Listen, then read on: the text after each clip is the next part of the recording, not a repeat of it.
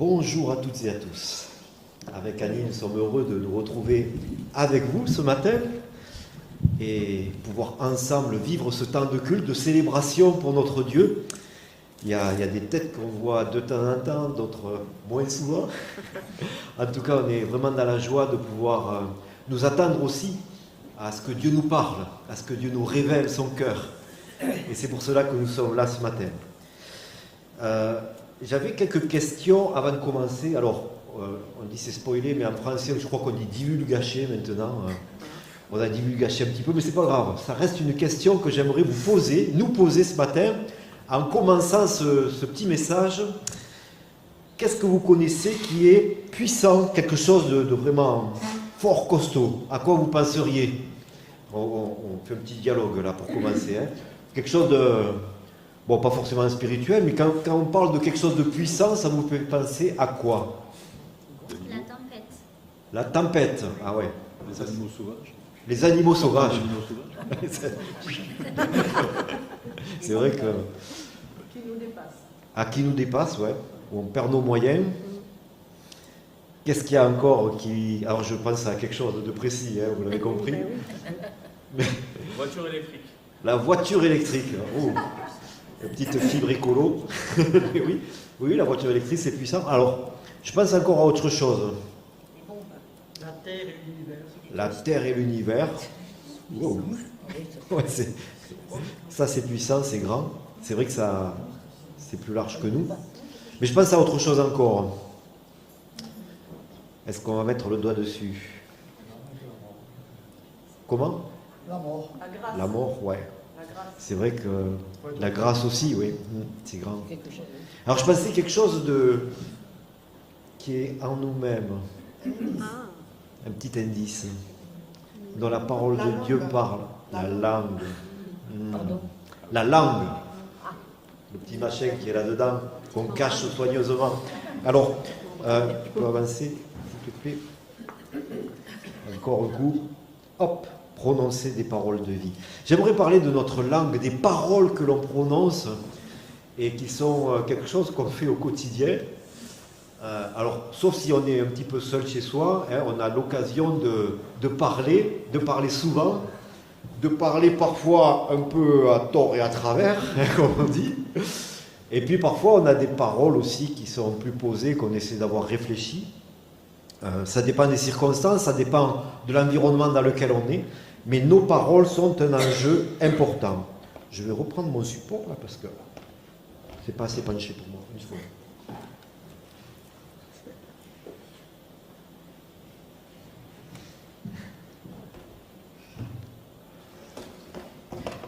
J'ai essayé de ne pas prendre mes lunettes ce matin. Je ne sais pas si c'est une bonne idée, on verra. Voilà. Okay. Merci pour votre patience. Je vois que ça fait là, ça. Hop. Bon. Qu'est-ce qu'on a fait? Les techniques. Bon. Ok. Prononcer des paroles de vie. Voilà un enjeu qui est un enjeu pour nous, je crois, en tant que chrétiens, enfants de Dieu, ou en tant qu'être humain en général. C'est important pour nous de réfléchir, de prendre quelques instants pour réfléchir à nos paroles. Et j'aurais aimé que ce temps soit là aussi pour nous ce matin. La Bible dit que notre langue a la puissance de donner la vie et la mort, rien que cela. Mais est-ce qu'on est attentif à cette puissance-là? Pas toujours, je dois le reconnaître en ce qui me concerne. Mais on va afficher le verset de Jacques, chapitre 3, verset 3. « Si nous mettons le mort dans la bouche des chevaux pour qu'ils nous obéissent, nous dirigeons aussi leur corps tout entier. Voici même les navires qui sont si grands et que poussent des vents impétueux sont dirigés par un très petit gouvernail au gré du pilote. De même, la langue est un petit membre, et elle se vante de grandes choses. Voici comme un petit feu peut embraser une grande forêt. » En effet, la langue est une petite organe, peut-être un des organes en plus qu'on tient caché en général, qui peut être vu, mais que l'on tient caché en règle générale, et qui pourtant a une puissance, en tout cas dans ce qu'il est utilisé, de la façon dont elle est utilisée, qui a une extrêmement grande puissance. C'est comparé ici à une étincelle qui va pouvoir embraser une grande forêt. Et on sait ce que ça signifie dans notre région, une étincelle. Mais il est question aussi d'un petit gouvernail, cette petite chose qui est à l'arrière d'un bateau, insignifiant, on ne le voit pas non plus. Et pourtant, ça peut diriger les plus grands navires, les plus grands vaisseaux. La langue est plus puissante qu'on ne le croit souvent. D'un côté, elle peut enflammer nos relations, mais elle peut aussi redonner du souffle à quelqu'un qui est épuisé, à quelqu'un qui est fatigué. Elle peut réencourager, elle peut redonner de la vie. Dans le Proverbe 12, verset 6, il est dit ceci: « Les paroles des méchants sont des embûches pour verser le sang, mais la bouche des hommes droits est une délivrance. » Déjà dans le livre des Proverbes, nous voyons combien l'auteur de ces paroles a voulu signifier l'importance de la vie et de la mort que l'on trouve au travers des paroles que l'on peut exprimer. La Bible explique que nos paroles peuvent être comme des feux dévorants. Un feu, ça brûle, un feu, ça parcourt du chemin, ça va vite. Mais un feu, ça réchauffe également. Lorsqu'on a froid, ça peut être vital. Ainsi, on voit combien la langue peut être, dans son utilisation, dans la façon dont elle est contrôlée, dans la façon dont elle est utilisée, eh bien peut-être une bénédiction ou peut-être au contraire quelque chose qui va détruire, qui va démolir.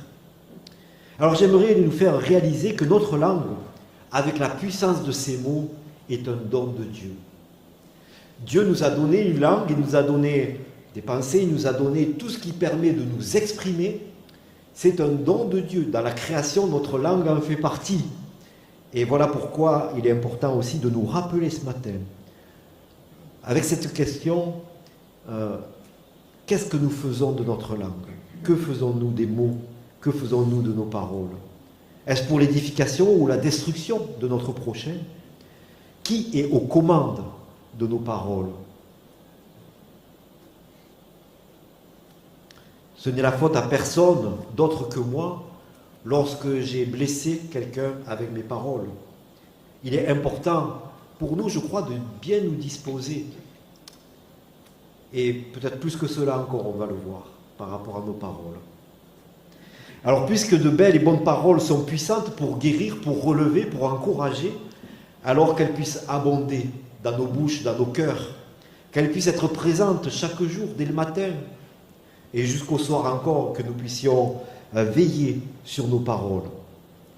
Encourager pour avancer, pour grandir, apporter du réconfort, de l'aide pour ceux qui sont en souffrance, contribuer à construire, à édifier, en particulier nos proches, ceux que l'on rencontre dès le matin. Je ne sais pas, peut-être vous vivez seul aujourd'hui, mais peut-être ce n'est pas le cas, peut-être vous avez un conjoint, des enfants.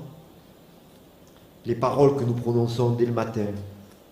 Des émotions telles que la haine, la peur, la colère, la frustration, l'amertume peuvent malheureusement s'exprimer au travers de nos paroles. Elles ont la capacité de mettre à plat, de détruire les environnements, les relations. Alors j'ai un petit témoignage personnel à donner. J'ai toujours été sensible, moi, aux paroles que je prononçais, en particulier dans mon couple avec ma chère inestimable épouse, Annie. Donc des paroles que je prononçais sur elle ou dans nos relations. Et cela depuis le jour où je me suis engagé devant monsieur le maire à prendre soin d'elle. D'ailleurs, je l'avais fait ici aussi devant Jean Ruben, à prendre soin d'elle. Et en toutes circonstances.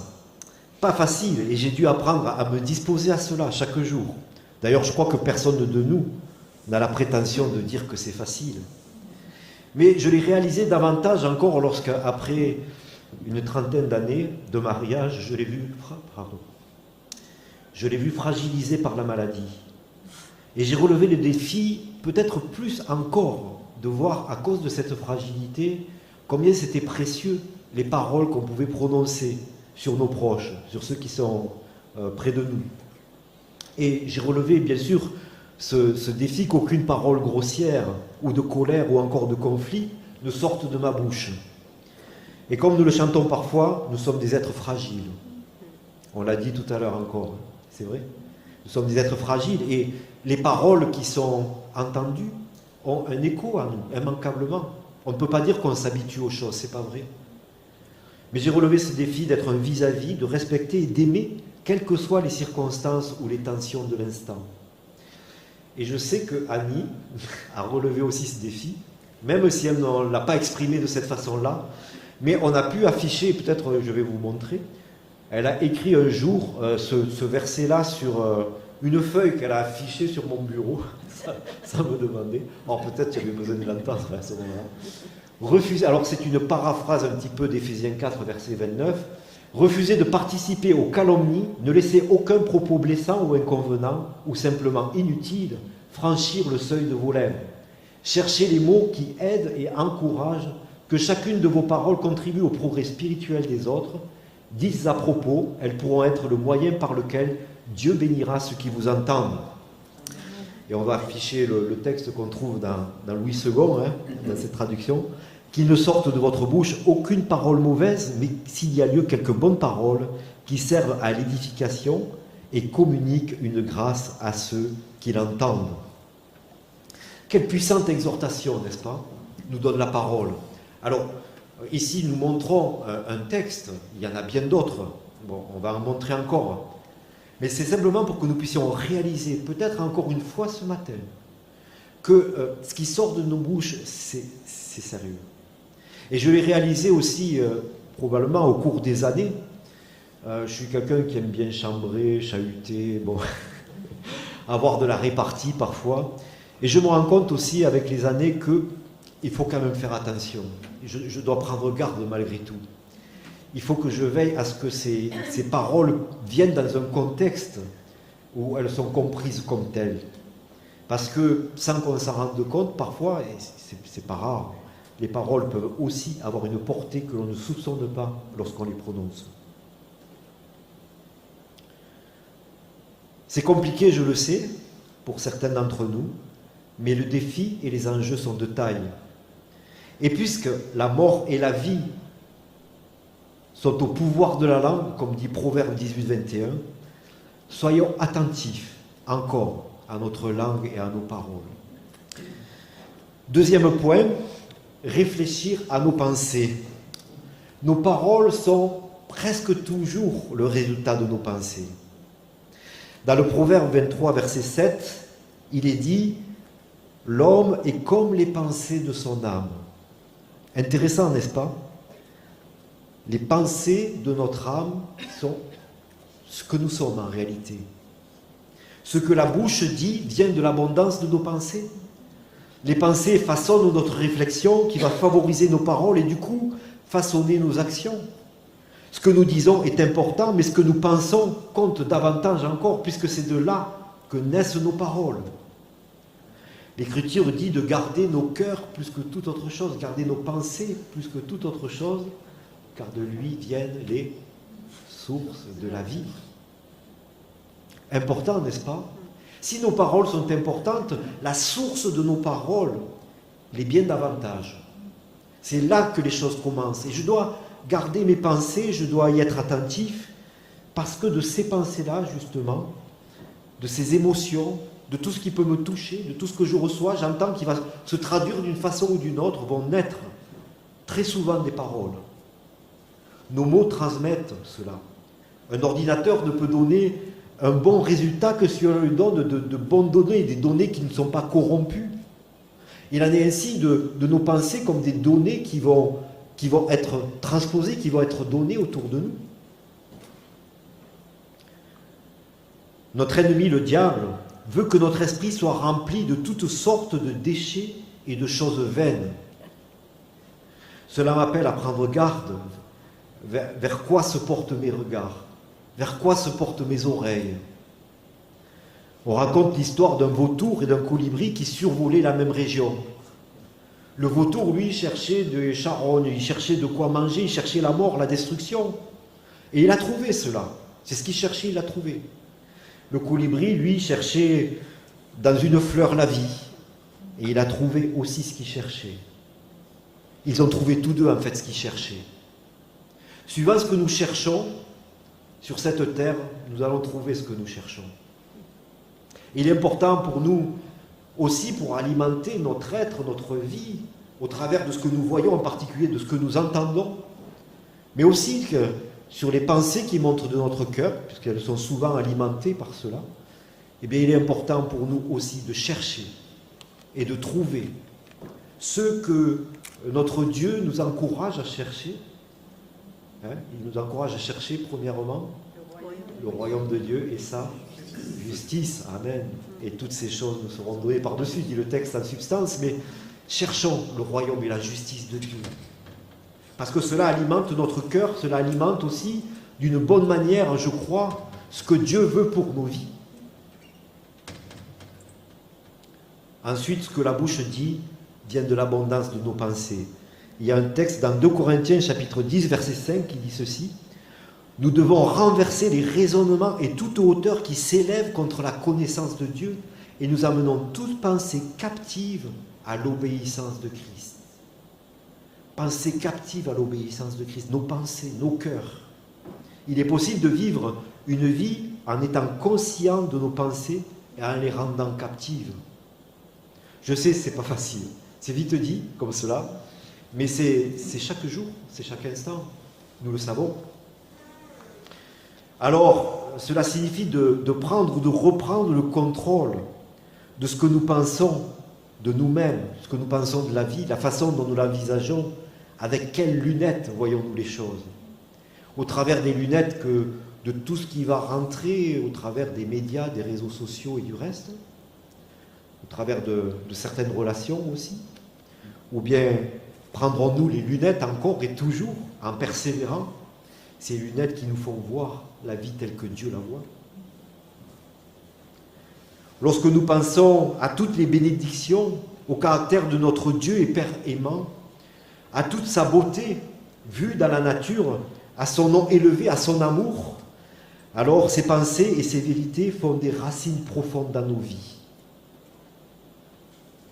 Au contraire, chaque fois que nous pensons à ce que nous n'avons pas, à ce qui ne va pas dans notre monde, nous pouvons nous attendre à lutter contre la dépression et l'anxiété.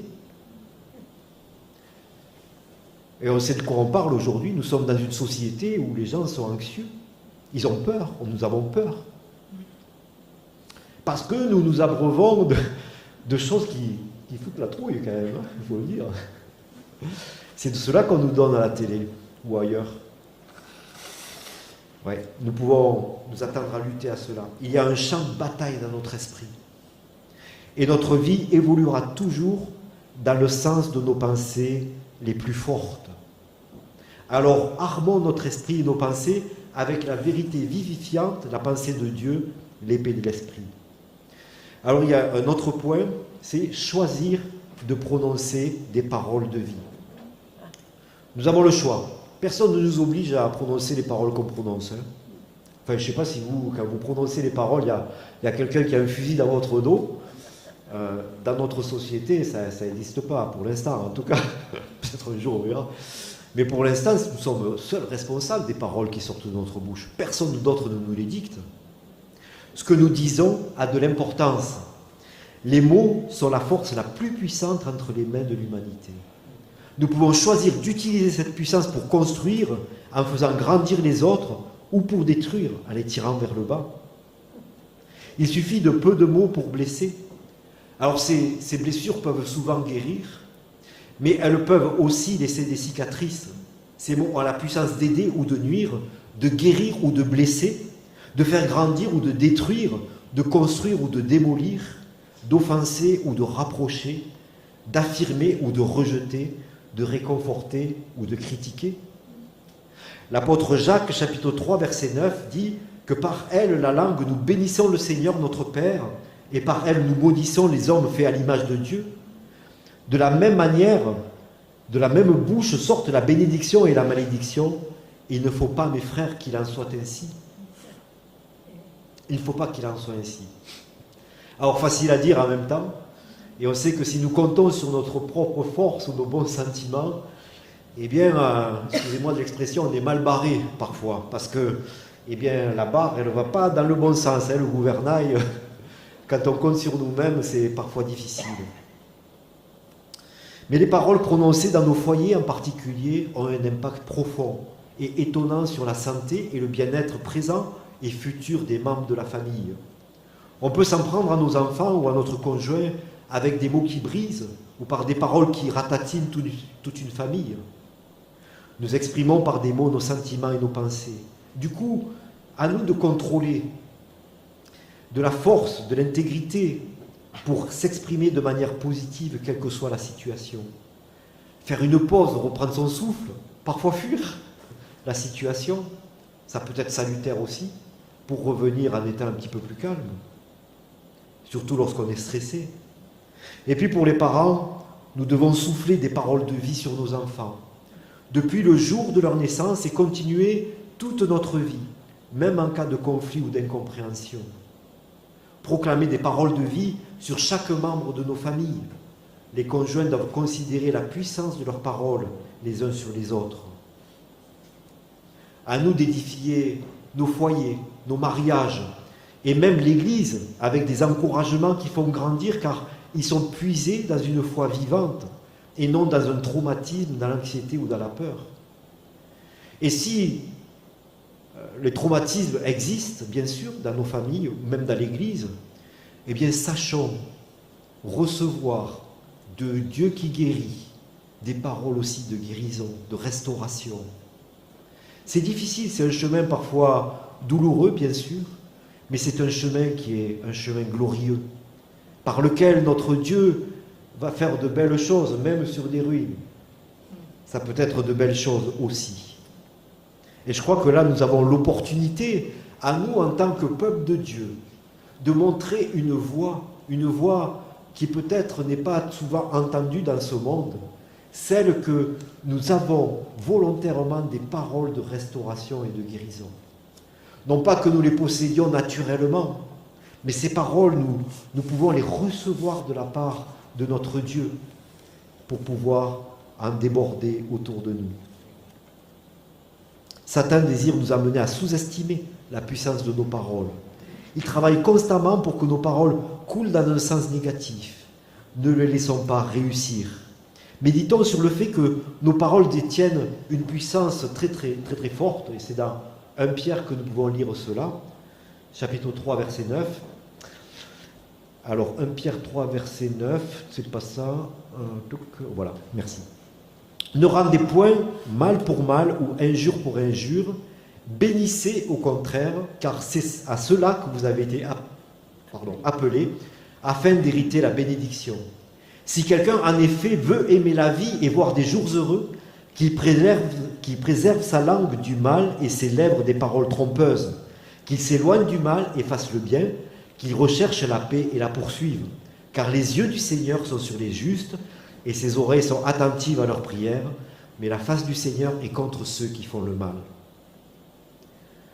Nos paroles ont la puissance d'influencer, de changer la vie de ceux qui nous côtoient dans ce monde. Notre famille, nos amis, nos voisins, l'étranger de passage, ces paroles sont puissantes à tous les niveaux. Nous pouvons les tirer les personnes qui nous entourent vers le haut, avec un grand H, vers le haut bien sûr pour être mieux, mais vers le haut en montrant aussi notre Dieu. C'est notre choix d'utiliser des mots qui inspirent et édifient. Alors n'oublions pas qu'une fois dites, nos paroles ne peuvent plus revenir en arrière. On peut toujours se rattraper, bien sûr, essayer, mais une parole qui est prononcée, elle est entendue. Voilà pourquoi il est aussi important et précieux de veiller sur nos bouches. Choisissons des paroles qui exhalent la vie. Alors je voudrais terminer avec un autre petit point qui est les médias et les réseaux sociaux. Il y a quelques années, j'aurais peut-être moins parlé de quelque chose comme cela, mais je crois que c'est important pour nous. Je pense qu'on est tous venus, peut-être sauf mon beau-frère, avec un smartphone ici, sur le chambre. Il est réfractaire, mais bon. On a tous cette espèce de petit truc là qu'on a mis en silencieux, c'est bien, voilà, par lesquels on a accès à tout un tas de choses. Alors si ce n'est pas par un smartphone, on a bien des ordinateurs, hein, on est capable d'accéder, même avec sa tablette, pas simplement pour regarder le Tour de France ou bientôt les Jeux Olympiques, mais on a accès à tout un tas d'informations de toutes sortes, bien sûr, et ça nous arrive de partir, de nous balader, d'écouter. Alors, il y a quelques années, j'aurais parlé de la télé. Quand j'étais enfant, quand on était jeune, on dit attention, la télé, on est trop devant, on reçoit plein de choses comme cela. Aujourd'hui, on a encore beaucoup plus que cela que la télé, bien sûr, hein, pour occuper nos vies. Et je parle en particulier des réseaux sociaux, ici, dans lesquels on peut assez facilement être accroché, et puis passer du temps, passer de longs moments dans ces choses-là. Je crois que les réseaux sociaux, les médias exercent une grande influence sur nos pensées. Ça fait partie des choses qui nous remplissent, qui remplissent notre cœur, notre être par ce que nous voyons, ce que nous entendons, les interactions que l'on peut avoir aussi au travers de cela. Et c'est même parfois de cette façon-là que nous avons la majorité des informations qui nous remplissent. Ce que nous entendons parfois, et en particulier si nous avons tendance à être un petit peu solitaires, eh bien, les informations qui nous viennent sont presque uniquement de cette façon-là. Et ça va nous toucher, ça va nous imprégner forcément, ça va imprégner nos cœurs, nos pensées, parfois en négatif dans l'autre sens, hein, par réaction ou bien au contraire par adhésion. Et de nos jours, beaucoup souffrent d'anxiété, de dépression. Se pourrait-il que cela vienne d'un trop plein, d'un trop abondant d'informations négatives qui sont ingérées, alors qu'en face, nous passons trop peu de temps à régénérer notre pensée, à la régénérer au contact de la parole de Dieu. Souvenez-vous, Romains 12, hein, bon, je n'avais pas prévu d'en parler, mais soyez renouvelés dans votre intelligence. Revenons. Déjà à l'époque, ils n'avaient pas des smartphones ou des réseaux sociaux hein, du temps de l'apôtre Paul. Mais déjà, il dit, renouvelez votre intelligence par rapport à ce que vous êtes, par rapport à votre nature, par rapport à tout ce que vous voyez, ce que vous entendez. Nous avons besoin de cette régénération dans notre vie. À le faire avec la parole de Dieu. Cette parole qui nous est donnée, Dieu a pris la peine de communiquer avec nous. Il nous a légué un héritage qui est cette parole. Il a pris soin d'en faire quelque chose de complet qui est là pour nous, où nous pouvons trouver en plongeant nos regards dans cette parole des réponses à bien des choses dans nos vies ou qui vont alimenter notre être intérieur, notre vie spirituelle. Et ce n'est pas que la parole, ce ne sont pas que des mots écrits, bien sûr, il y a la puissance du Saint-Esprit qui est là lorsque nous nous approchons de Dieu, lorsque nous désirons recevoir de lui, nous pouvons être dans cette disposition, cette attitude aussi de recevoir une parole qui va être une parole de vie par rapport à ce que nous sommes, par rapport à ce que nous vivons, par rapport à ce que Dieu désire pour nous amener plus loin. Et c'est là que je crois que nous avons besoin peut-être de veiller comme une sorte de balance. Ça me rappelle Jean-Baptiste qui disait « il faut qu'il croisse et que je diminue ». Comment est la balance de notre vie? Comment alimentons-nous notre vie? Comment penche-t-elle? Par les médias, par les réseaux sociaux, par tout ce que nous recevons de l'extérieur? Ou est-ce que la parole vient au minimum équilibrer tout ce que nous... Et le temps passé au contact de la parole, pour moi, est un indicateur. Il y a d'autres moyens de mesurer, bien sûr, cela. Hein. Mais l'indicateur, pour moi, c'est combien de temps est-ce que je passe à me nourrir de la parole ou à me nourrir de toutes sortes d'autres choses. Matthieu 6, 33, cherchez premièrement le royaume et la justice de Dieu, et toutes ces choses vous seront données par-dessus. Ici, nous voyons que Jésus va donner une priorité à la recherche de Dieu, à la recherche de sa présence. Et je crois que j'ai beaucoup à apprendre de cela pour ma propre vie. Ce que je prêche ce matin, je me le prêche à moi en premier. J'ai besoin d'apprendre cela. À rechercher premièrement le royaume et la justice de Dieu. À rechercher parce que j'en ai besoin. À rechercher parce que l'Église aujourd'hui en a besoin. L'Église de Codonia, ce n'est pas un jugement sur l'Église de Codonia, mais elle aussi, elle en a besoin. L'Église dans laquelle nous sommes à Saint-Maximin en a besoin également. Notre monde a besoin de cela. Notre monde a besoin de connaître une Église qui vit dans la parole de Dieu, qui vit dans la présence de Dieu, qui vit et qui marche par l'Esprit, en recherchant Dieu et son royaume. Nos âmes ont soif de vie et doivent être approvisionnées en nourriture vivifiante. C'est le psaume 119, verset 105 qui dit « Ta parole est une lampe à mes pieds et une lumière sur mon sentier. » Alors j'aimerais nous poser la question simplement pour terminer ce matin, et qui est comme une application quelque part pour nos vies, à mesurons, est-ce que la nourriture spirituelle, la nourriture de notre âme est pauvre, ou est-ce qu'elle est riche de la présence de Dieu, de l'Esprit de Dieu, de moments dans la méditation de la parole pour alimenter nos pensées, pour alimenter justement nos paroles qui puissent être des paroles de vie, des paroles d'encouragement, des paroles de bénédiction. Ouais. Moi j'ai une petite mesure, je vous donne ça comme témoignage, c'est quand je conduis en voiture. Je ne sais pas comment vous réagissez quand vous conduisez, c'est pour ceux qui conduisent, hein. Mais même un vélo, ça marche aussi avec les vélos. Quand quelqu'un vous fait un truc, vous savez, vous êtes là, oh, sois béni, sois béni.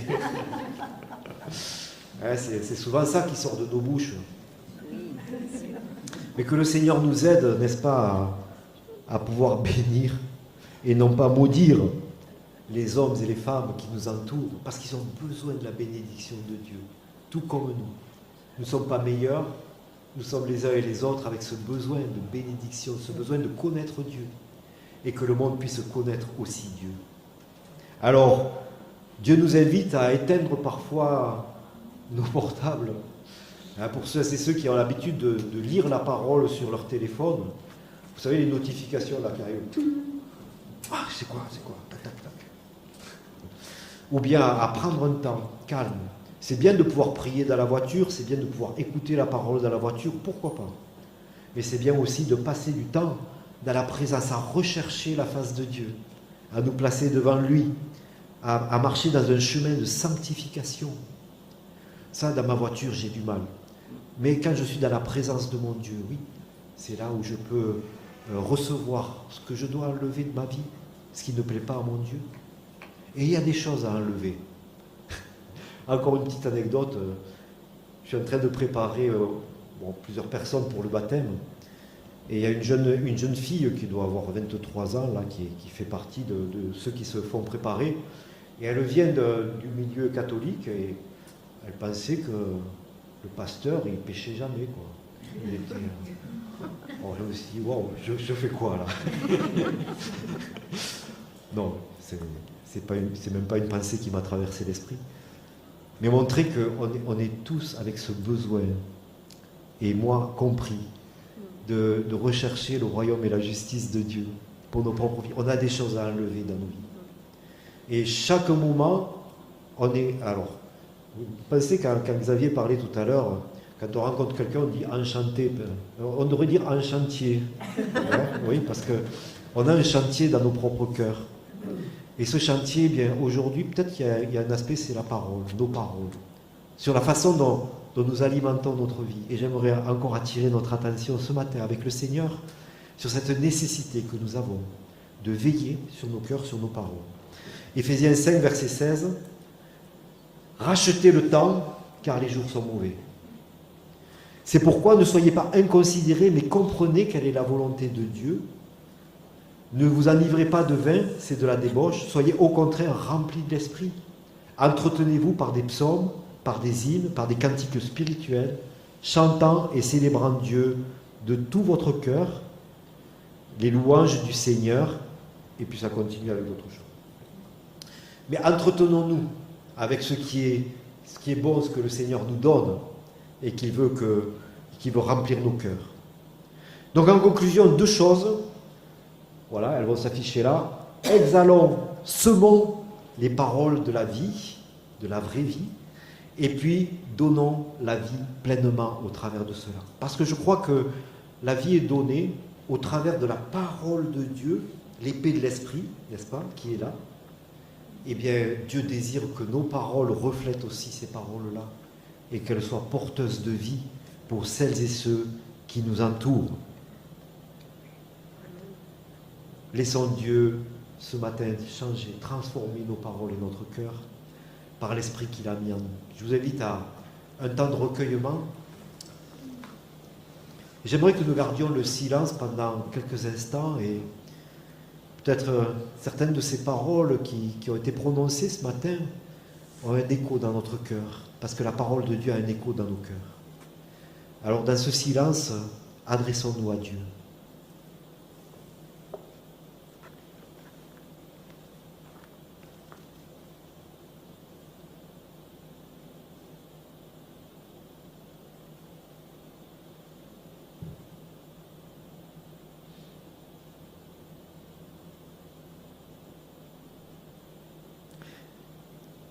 Seigneur notre Dieu, tu vois toutes les prières qui montent vers toi ce matin, en particulier de ce lieu. Ce sont nos prières, Seigneur, c'est nos cœurs qui s'attendent à toi. Seigneur, nous sommes conscients de nos faiblesses. Dans certaines circonstances, Seigneur, peut-être parfois plus souvent, nos paroles ont besoin, Seigneur, encore de toi. Viens changer nos cœurs, viens remplir nos vies, Seigneur, que tu puisses par la puissance de l'Esprit encore ce matin nous faire toucher, nous transformer, nous amener plus loin avec toi. Seigneur, nous en sommes si souvent bien incapables, mais en toi, Seigneur, par toi, eh bien nous voulons bénir et non maudire. Nous voulons, Seigneur, prononcer des paroles de la vie, celles que tu prononces sur nous, lorsque tu nous dis ton amour, lorsque tu nous dis que tu viens pour nous, Seigneur. Lorsque ces paroles te poussent à agir aussi et à monter sur la croix, Seigneur, sois béni, sois adoré.